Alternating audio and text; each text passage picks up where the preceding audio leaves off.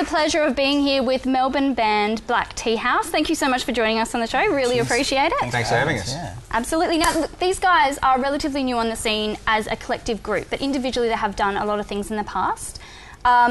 Back in 2010 you came together and already you're getting airplay across the world. We've got Europe, UK, US. Congratulations. That's fantastic. Yeah, thank you. How do you come from being a group that come together, haven't played together before, to get the world to listen to your music?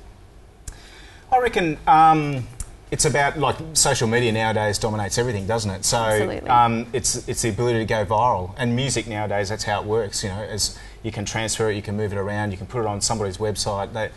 It just seems to be moving around like a virus. We just get picked up left, right, and centre. I guess that's Justin Bieber's story, isn't it? Really? Yeah. And I'm going for that look. Is that? I thought for a second when you walked in, I was like, wait, no, nah, Now you also, luckily enough, have Stuart. Now that's not a mistake. He has two first names. He does. As your producer, he also was influential in creating the Veronicas, which is a massive Australian band.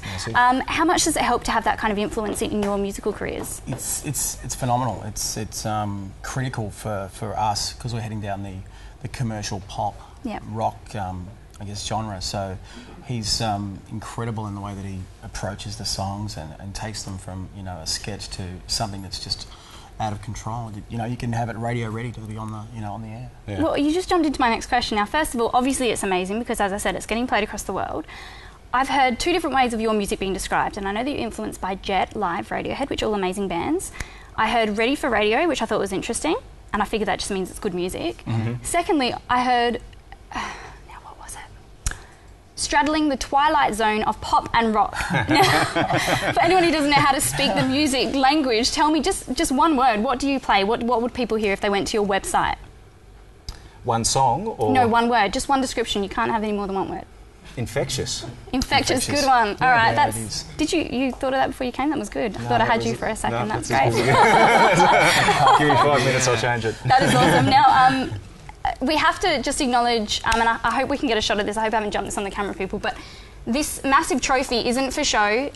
This is from the Australian Songwriters Association. Sure is. Now, I'm sorry, I didn't even introduce you. We've got Mike and Brian. Now, Brian is vocals, Mike is keyboard. Yep. Brian writes a lot of the songs, most of the songs? Yeah. All of the songs? Yep. Pretty much all the songs. He actually came first in the Open Award for the Australian Songwriters Association competition. Over 3,000 entries, so that deserves a massive round of applause. That is awesome,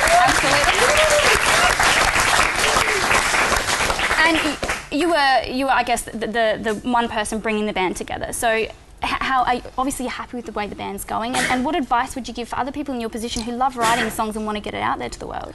Look, I guess the best bit of advice is just to keep at it, because, you know, as a songwriter and, you know, before you come anywhere near, I guess, any kind of professional, like, it's validation. So, look, if you're out there and you're doing it, just keep doing it, because eventually, you know, if you believe in it enough and you get it out to enough people, they'll, you know, someone will pick it up and have a listen, and, you know, it's all the validation you need. Great, fantastic. And I think also, like, the thing that we often talk about is that you need to enjoy the journey you're on now. Like, if you're doing it because you want to become some megastar, super commercial, like that type of stuff, that only happens to the smallest percentage. Yeah. So for us... well, you're next. I mean, like, without a doubt, you're next. Absolutely. All right, guys. Well, thank you so much for coming on the show. Now, very quickly, your website. Where can people see your stuff? Cool. They can see us at blackteahouse.com.